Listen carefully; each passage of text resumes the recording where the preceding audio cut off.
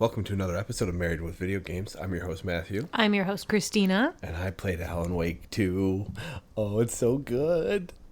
It is quite excellent. Insert reasonably good opening theme music in here. Reasonably good.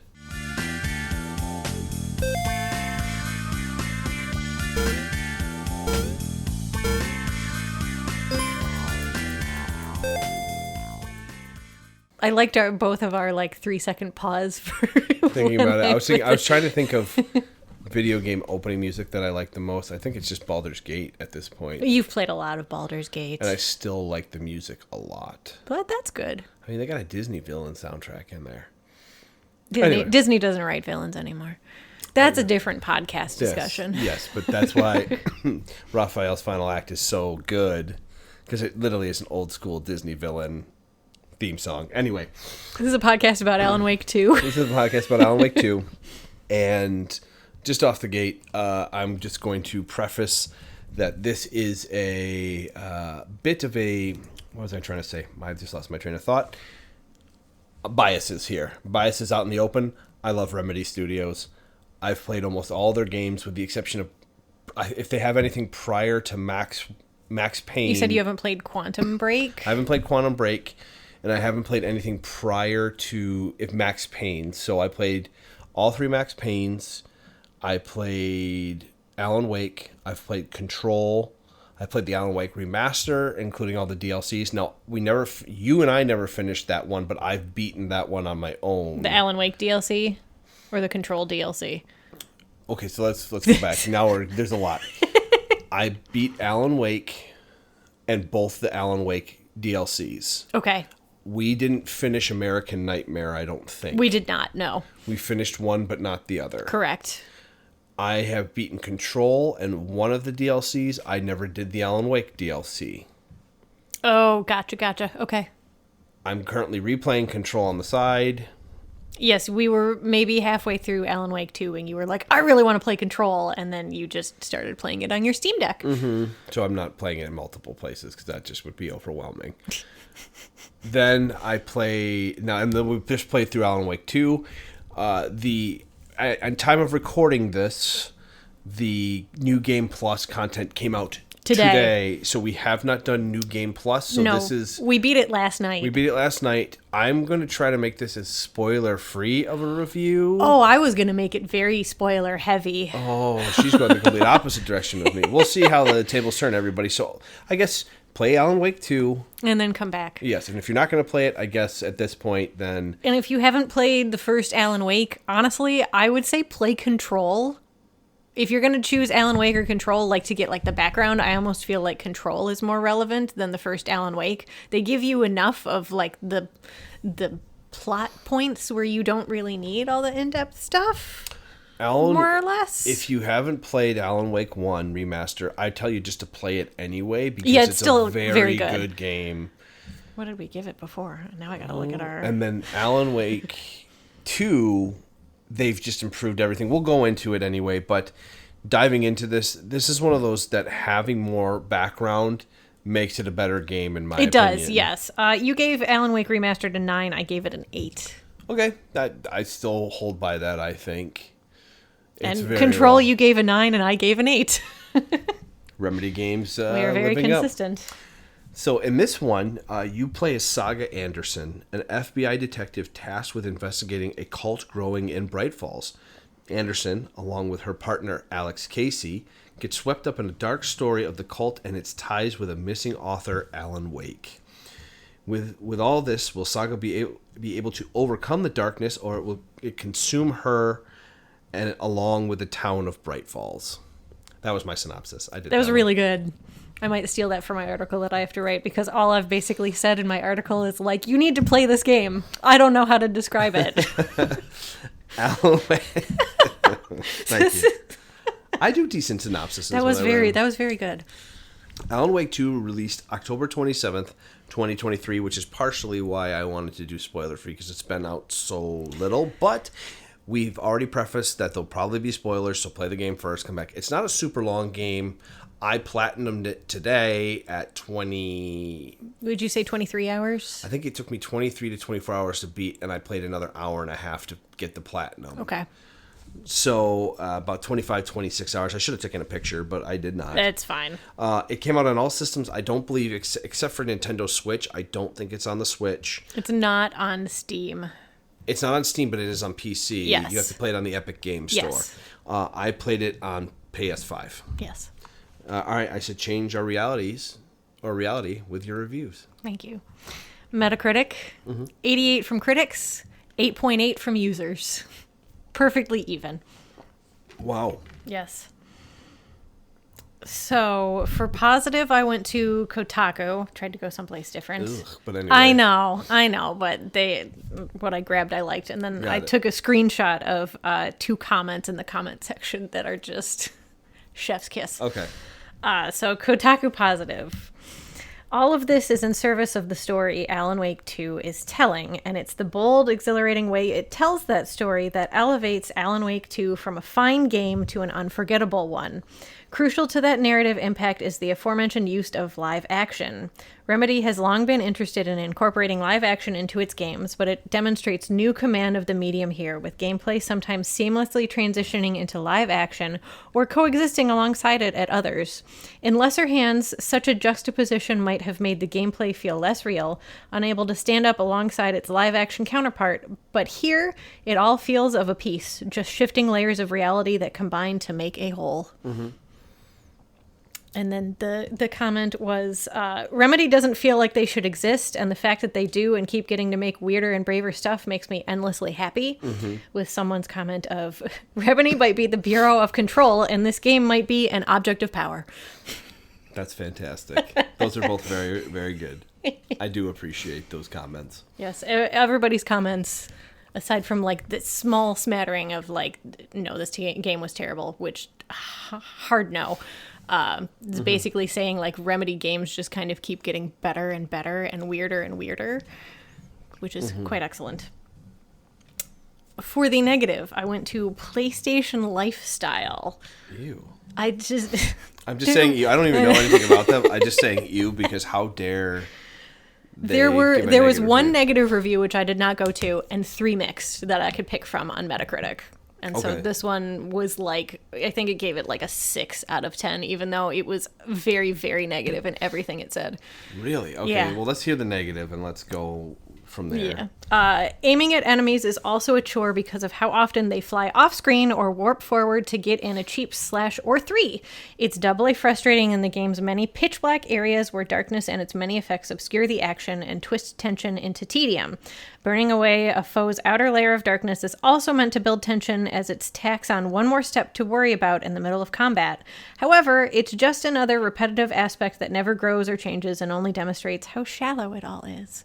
I don't agree with that last part, but I don't necessarily disagree with what they're saying about the combat. We hated the wolves most of all. I didn't like the wolves, but that's also because I'm bad at video games. So it doesn't help. I mean, we played on easy mode, everybody. Yeah. I am to a point with certain games where I don't want to be endlessly frustrated because I'm not as good as I used to be at games. That's really funny that you say that, because I just had the conversation with you in the car about how, like, a flip switched with you in gaming after you played Control, and then the bigger one was Returnal. Well, listen, the difference is, I think this. Maybe I should rephrase it and say I'm not good at survival horror games. That's fair enough. I only am good at Resident Evil because I replay them so many times that I just know where everything is. Yeah. And I have such powerful items that it doesn't matter by the time I finish it. So the more you replay the game, the more you unlock cheats. Where the more cheats you unlock, the more powerful you are. So you get unlimited ammo rocket launchers by the end of your umpteenth time of Resident Evil 8 playthrough. So like I had a rocket launcher that shot unlimited ammo. I wasn't going to die. Yeah, that's fair. Shrugging shoulders. You can't see that, everybody. I'm just Homer. Mr. Burns can't see you winking. So that's the aspect of it. But I like survival horror for the storytelling most of the time. So I want to still play those games because especially Alan Wake. Yes. Whereas Control, I was harking back to my other point, is Returnal is an action shooter. Yes, yeah. And I'm very good at my perception of screen and Point and click adventure. I'm okay at those too, but I'm very good at seeing the whole screen and moving within the bounds of it. Yeah, you are. And Returnal kind of upped that game for me. Very much so. And then Control is a constant move and shoot game. I still die a lot, but I have a lot of fun with the action in that game. Anyway, I will hearken into the point I have with gameplay here, that the overall gameplay is very improved.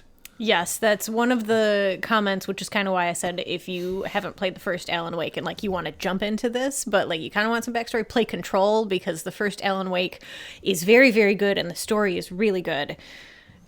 But it came out in 2010, so it's a little dated, a little slow, and a lot of the comments online were like, you don't... Like, it gives you all the backstory of, like, he's been missing since 2010. Mm-hmm.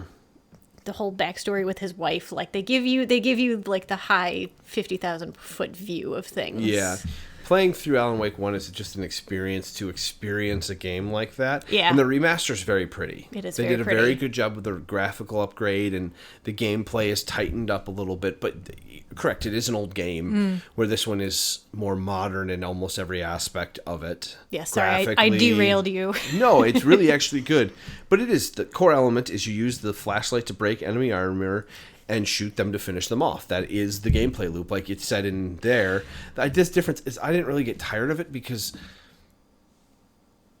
when you are going through the game, they give you the right amount of enemies coming at you. Now, if you're like me, who got the platinum and we're going back through areas, it's a little obnoxious at that point, because it's ever spawning enemies. It's not a limited pool of them.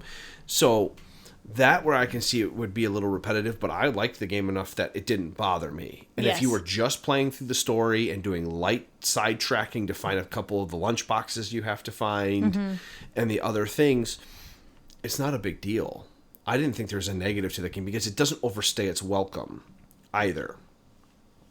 The game length is 23 hours, like we said. It's about 17 to 19 hours. And is the standard. I was more completionist, so I did 23, and then finishing it, I put another 2 hours in this afternoon. Yeah, you platinum, so added in a couple extra hours. And I played on easy, so people who were playing on hard might die a little bit more than I did. Yeah, you died a handful of times just because there was a chase scene, which I think you have a point of a little later, and then there was a boss battle where you're like, I don't know what I'm doing, look it up. And I did. Yes, but everything is pretty self-explanatory otherwise.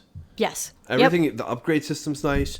The elements that they added in are very intuitive and very Remedy. I'll cover that point later, but everything... I have a few minor gripes. I'm going to cover them. These are minor gripes for me as an overall really good game. The chase scenes were very difficult for me. Oh my gosh, especially in buildings. I didn't know directional where I was going. I couldn't follow my way through because it was already dark and hard to see, and something happened. If you make one little misstep, you're going to get owned. So you have to kind of know your pathway and run correctly. I'm sure other people didn't have as much trouble with me, but I don't always enjoy that instant death thing from a chase scene when I really had a hard time knowing it was first when it was coming and two where I needed to get to. Oftentimes there was a light in the distance, so you're like, okay, I'm going there.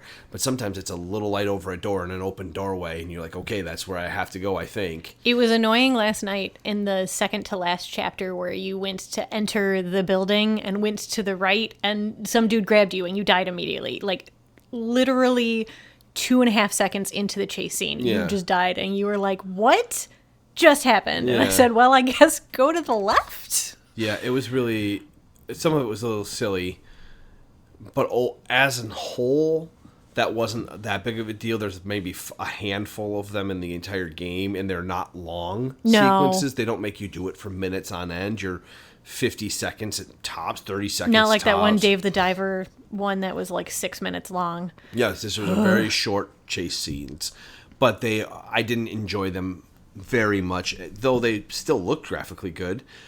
This is a very minor gripe, and I'll explain why. The town had people in it but interacting with them was almost non-existent. I actually had the note of the town didn't feel super populated. It felt like a ghost town, which on one hand, it's supposed to because there are all these weird things happening. Mm-hmm. But there were, even in that last scene where there's like 4 people milling about after there's a shootout somewhere being like, I don't know what happened. There would be so many more people gawking outside of that police barricade. Yeah, and so like when you walk by them and they just make casual comments sometimes. Yes, they don't really interact with you whatsoever or are really even like talking to each other. You passed the same couple twice last night and they said the same conversation just started from the beginning. So the reason why it's a minor gripe is the game focuses on what matters most, and that's like this intense storytelling throughout the whole thing of the main story, that the town, it felt like an afterthought to me, which it was a little disappointing with how good everything else is. Mm-hmm. That it almost, in a way, draws away from that element of being that good. It's so good that when you get to the town and it's not very interactive, other than Mayor Setter, who is the best thing ever. Yeah, we're not going to spoil that one. As a whole, it's not super interactive. And even when NPCs are done talking with you and the dialogue option goes away, like that's just it. They just kind of stand there.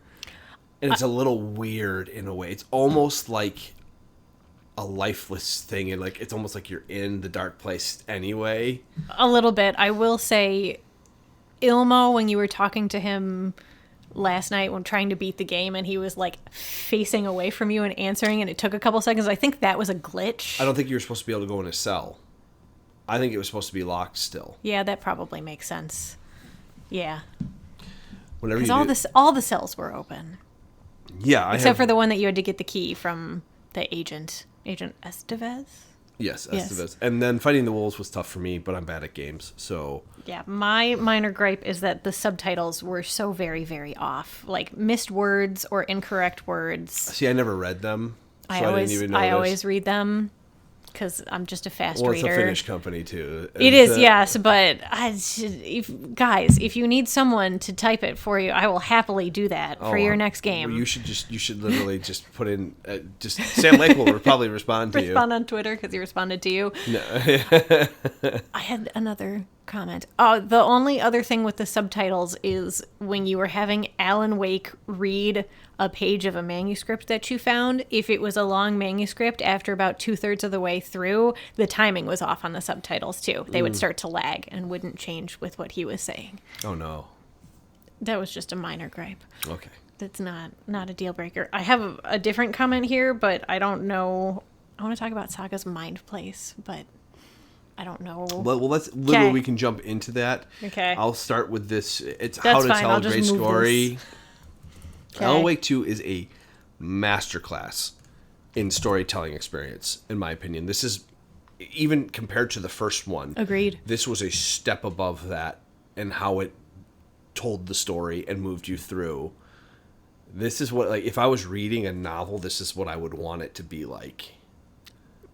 This is why I have spoilers for later on, but okay. Continue. The atmosphere is tense and gritty. The story is downright creepy. Yes. Every area has a bit of something to tell and adds itself in a meaningful way.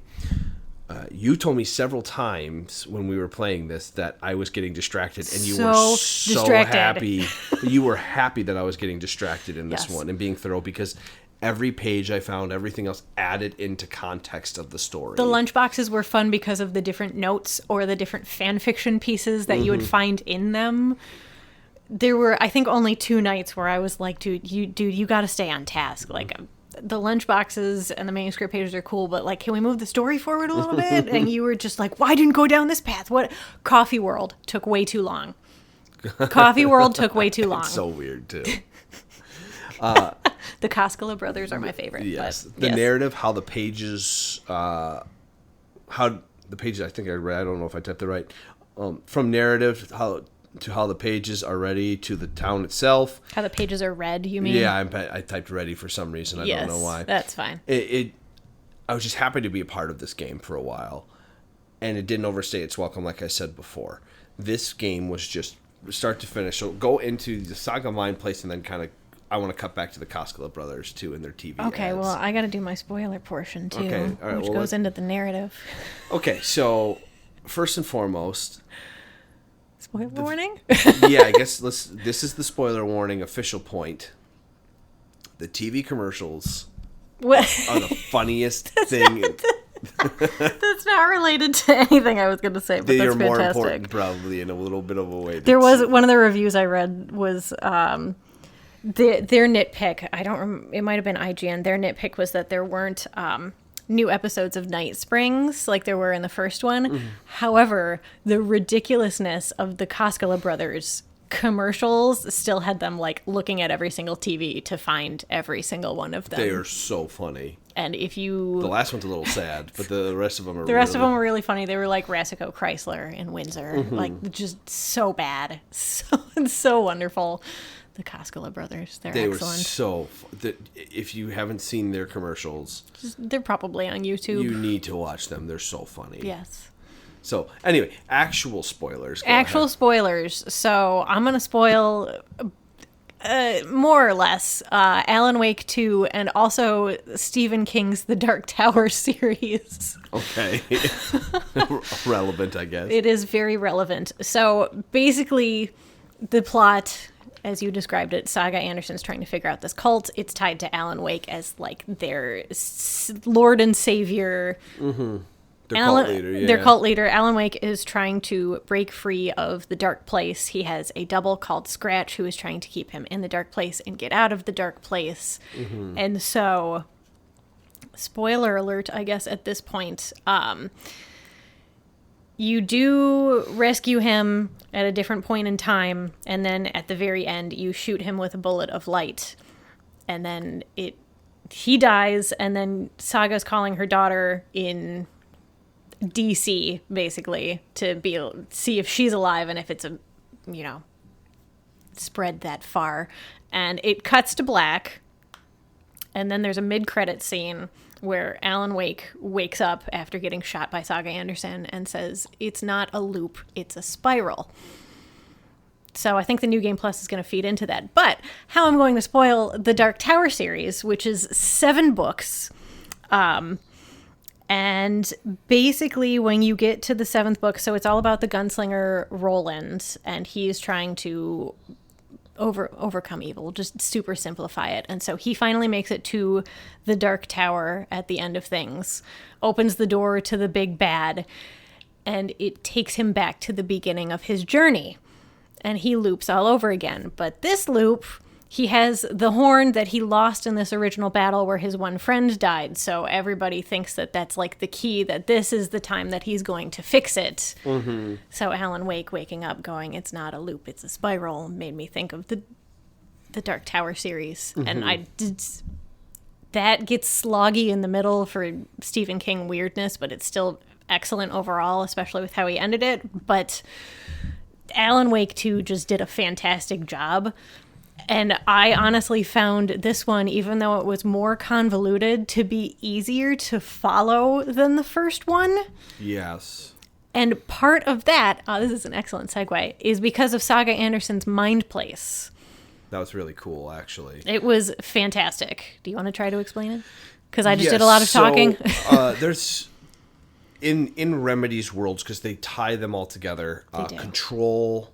and Alan Wake, even Quantum Break, they tried to bring in there's rules around that one, actual legal world rules, not video game ones.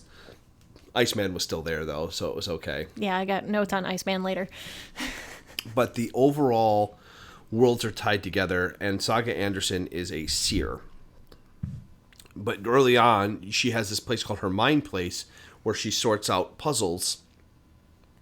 But she can also talk to people and find out. She can talk to them in her head. Like interrogate them in her mind to see if they're telling the truth or not, or get a little bit more information out of them. Like truthful answers out of them through her mind place. But she also has a detective board there where she plots out clues, puts everything up almost like an eidetic memory to what happened. Mm-hmm. But pictures on a board. Yes. And tying strings together. So it's like a case board or a murder board trying to piece together who did what. And there's different case files in there, and it's all in her mind. So when you go in there, you can actually walk around her mind place and see different things. Where was that last deer head, by the way? I never found it. That wasn't an achievement. Oh, that wasn't? That's a bummer. I was missing a perfect dodge, which that took the longest. I'm sure. I had to get killed with one of the charms on. Yes. So I come back, and then I had to shoot one of the Coffee World things. Okay. And something else. Oh, 2 lunchboxes. Okay. My other comment that I would like to make about her mind place, which big, large hand gestures waving frantically, this is what we wanted Deathloop to be. Yes, I agree with that. This is what we wanted Deathloop to be, to try to figure out how to play your loops, like to map it all out. And that was not what Deathloop was. No, and I almost feel like I would have liked even less with Deathloop, because Deathloop was figuring out the perfect pattern. Mm-hmm. Or it would have been interesting, like, in Deathloop, if while you were doing it, and you had something like that, it would mark up, like, okay, I killed this person here first, and this person here, but I wasn't able to get these ones afterward. Or I did this and this, and I wasn't able to get these ones. So, it would have been nice in Deathloop to do that. And this one, it wasn't overly difficult. You just had to match pictures to the right themes or questions or whatever she had phrased up there. But it was really in depth. It was really well done. And some of the conversations you have are creepy in there too, because you're talking with some of the dark entities as well. Mm-hmm. Especially when you talk with Scratch. It's creepy. Mm-hmm. Mm-hmm. So, and there's other people that she can talk to that can actually inhibit her mind place with her for small periods of time. Inhabit. Yeah, yes. I said inhabit. Yes. So, Tor and Odin. Yes. And Scratch. Yes. Can inhibit that place. Inhabit, yeah. Inhibit. No. So, the mind place was, Alan Wake had his writer's room. Yeah, he had a writer's board where he could change different plot elements, and that is actually a cool part of his portion of the video game. Yeah, so we'll cut into him in a second, but Saga Anderson is more like the original Alan Wake. Yeah, she's the procedural, like, drama kind of cop looking into things. Not that that's what Alan Wake was in the original one, but like you're poking around town. For the most part with her. Where Alan Wake, you're in the dark place, and that's just a straight horror in a way. It's a weird New York City. You are in the dark place. You are exploring around, and everything's weird. And you have a writer's room, and whatever you write will change the scene to fit what he needs to be there. So if he can't get through something, he has to type up a new narrative to change the scene, to get ideas of what the scene should be, ultimately getting to where you need to be. It's really freaking cool, honestly, if you think about it, how they managed to do that and make it work so well. And it's awesome because they do so many ridiculous things inside of this mind place. Not the mind place. Inside of the dark place. The dark place. Mind place, dark place, whatever. Yeah, and so the biggest things, and the biggest spoiler is, I won't spoil the scene, but it's called Herald of Darkness is the song. Oh, I have a comment about that, yes. Gee. But continue. And you go through it. The way that they're able to do this, and this is kind of tying into my other point of being a Remedy universe. Yes. Remedy ties everything together, like I said. Some of the scenes are downright goofy, but they work every time. Yes. Every time they're goofy, they fit. How does a video game company do this? How are they managing to pull that off so... I mean, I guess they've had years to practice and do this, but so harmoniously. I think Control was a big step for them in that. It was. Because of all the narrative videotapes of Dr. Darling. Yes. Who is also Alan Wake. As the voice of Alan Wake, yes. There was a comment that I read, because, I want to know what people think about things. And they said Sam Lake went to school for screenwriting. So he is basically writing video games to be movies, to be video games, to be movies, to be video games, to be movies. Yeah. Like they looped it like 7 times. Yeah. And that's exactly what it is. Yeah. There's a lot of live action sequences, and there's times where you are playing through and there's live action happening behind you on screen. It's fantastic. It's very well done. My original note that I wanted to discuss in this was taking the Herald of Darkness scene versus the Old Gods of Asgard fight scene from the first one. However, there's also an Old Gods of Asgard fight scene in this one With later the Old on Gods of Asgard. with the Old Gods of Asgard. But I think the better comparison question that I would like to ask is Herald of Darkness versus the Ashtray Maze. Oh, Take Control. Like, they're both freaking sweet as heck. They are not... This is going to sound crazy. They're not good comparisons, in my opinion. No, they're both like the weird, wacky video game things you can get away with that you wouldn't expect in a video game. I think the Ashtray Maze, in terms of a surprise in a video game, was better because I went through that first and didn't go through Herald of Darkness. That being said, going through Herald of Darkness was more of a what the freak moment going on. I think that was the night that I was wrapping presents and I just stopped to watch. And it worked. It did. It worked so incredibly well. It's like 20 minutes or so. But there's a lot less action. There is some shooting and gameplay in there, but there's a lot less of it in there than there is for Ashtray Maze is all action. It's all action and game. This one was a lot more of a show, musical. It was a musical. And it was fantastic. And they did it live at the Game Awards, so you can watch the thing. The thing without being spoiled. I went down a Alan Wake rabbit hole today, and the Old Gods of Asgard have a YouTube channel where they put out the music video for it that's like 9 minutes long, and it's all the footage that they used in game. Yeah. And so I was reading through all the comments, and a lot of the comments, because they published it, a month ago, they're like, if we don't get this performed at the Game Awards, we riot. And then there's all the follow-ups of like, guys, they did it. Yeah, they actually performed it at the Game Awards. I watched that again today because it's so fantastic. I was commented that I'm looking forward to DLC, then I realized they released almost essentially DLC. Yeah, the new game plus, which we're probably going to play a little bit of tonight. Probably. Yeah, my last comment that I had written down was thoughts/theories on new game plus and or future DLC, and then Iceman in all caps, and then another comment about Iceman. So we left out a really important character, Wallendor. Is like he was in Alan Wake's Warlindor. I said it wrong. Warlindor. First off, he's the most famous person probably, other than Iceman.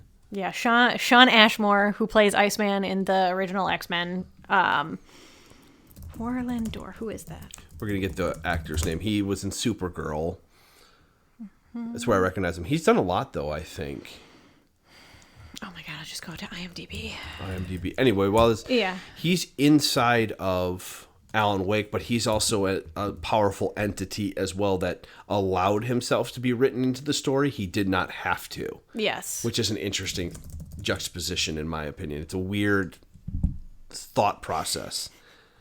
So what do you have to say about Iceman specifically? We just left him in the dark place. He left himself in there. That's true. He's trying to figure his way out. His own way through. Every time you find him in a different place, he has more notes on a chalkboard, and he constantly has a note about redheaded woman. And so our theory is that that's probably Jessie from Control. Yes. Since she's the head of the FBC. But also, your theory last night of one of the DLCs could potentially be his playthrough getting him out of the dark place.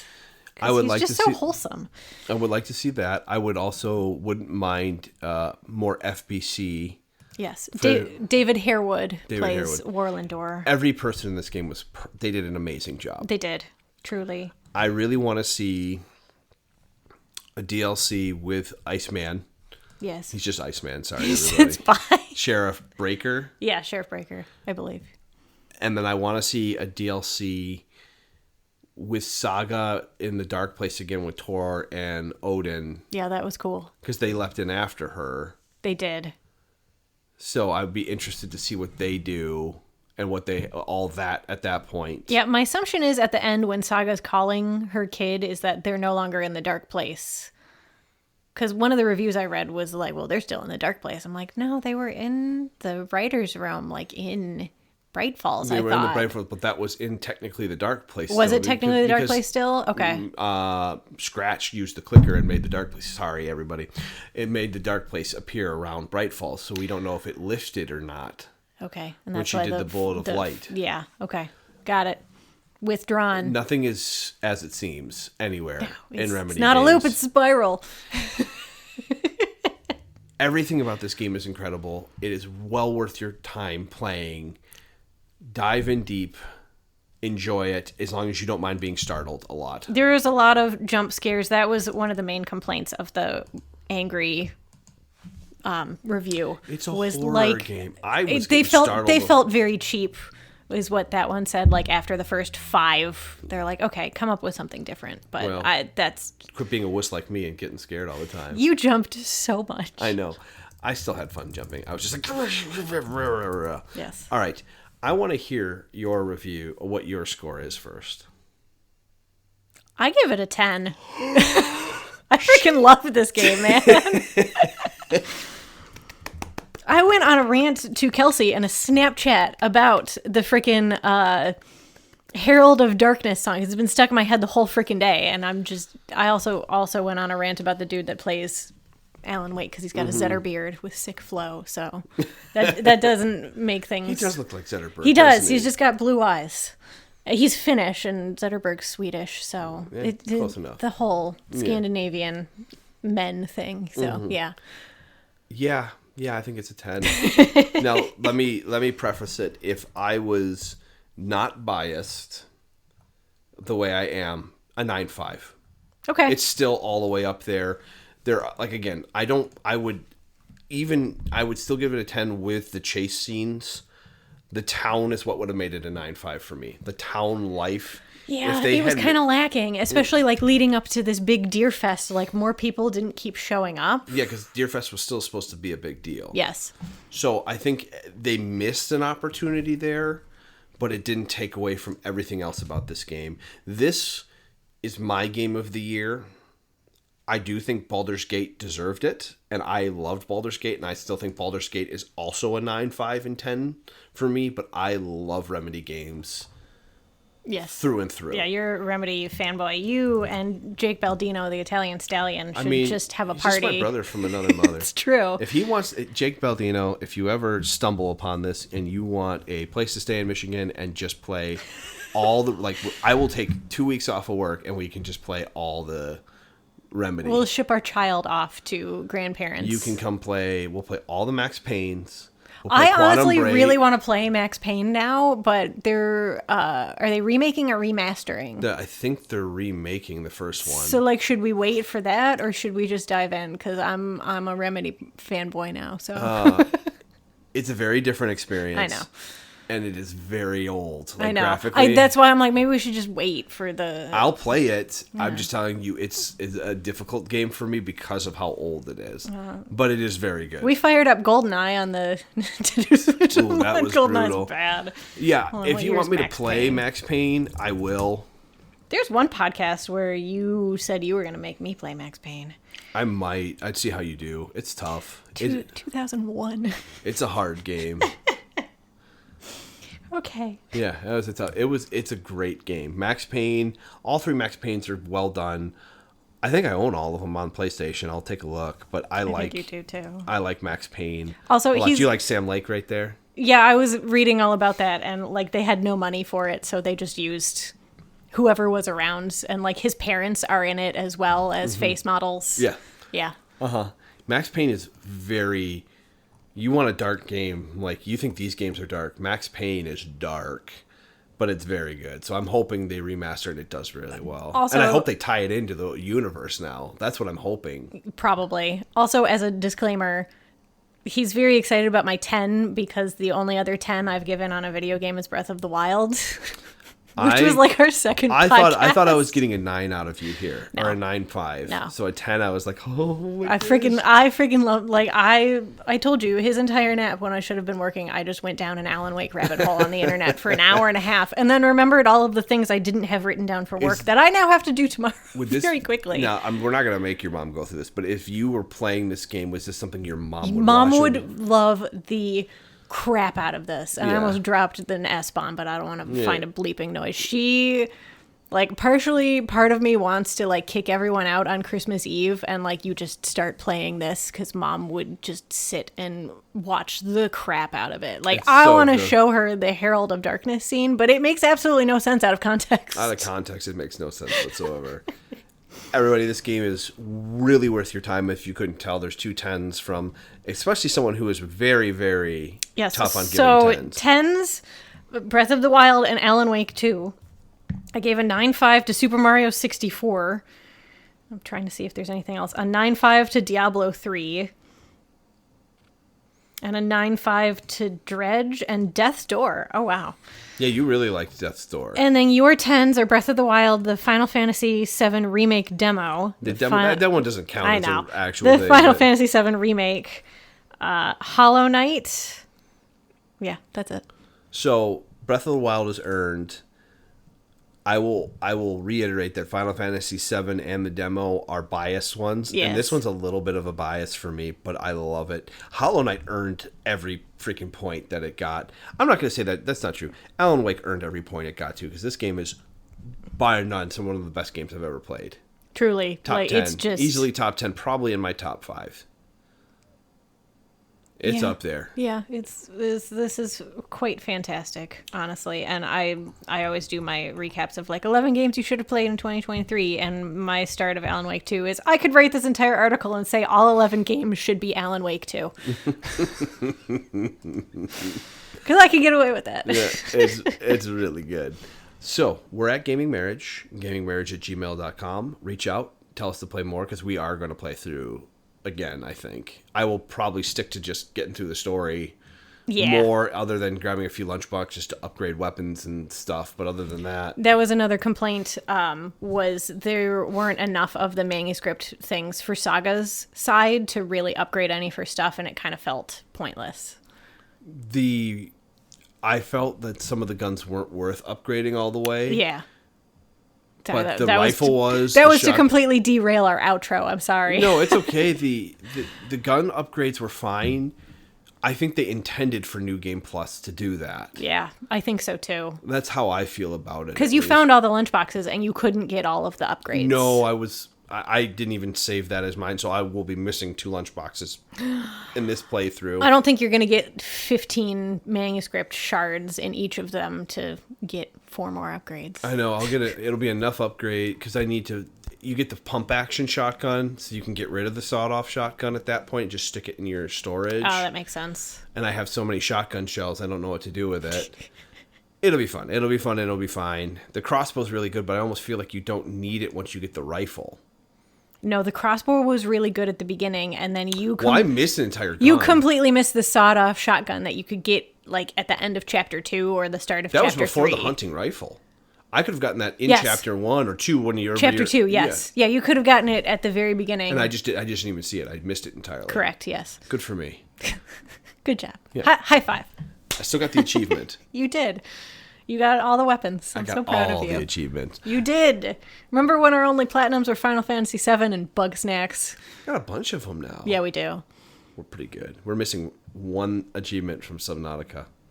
One, and then one, was it Resident Evil 2 remake? Yeah, I'll never get it. I'm not good No. enough. See, I told you I'm not good enough. There's some things I'm just not good enough at. Survival horror I'm not very good at, but I do like their stories. The stories are very good. Yeah, just go play Alan Wake 2. Stop listening to this and go play Alan Wake 2. Please, and thank you. Thank All right, you. Bye, everybody. Bye.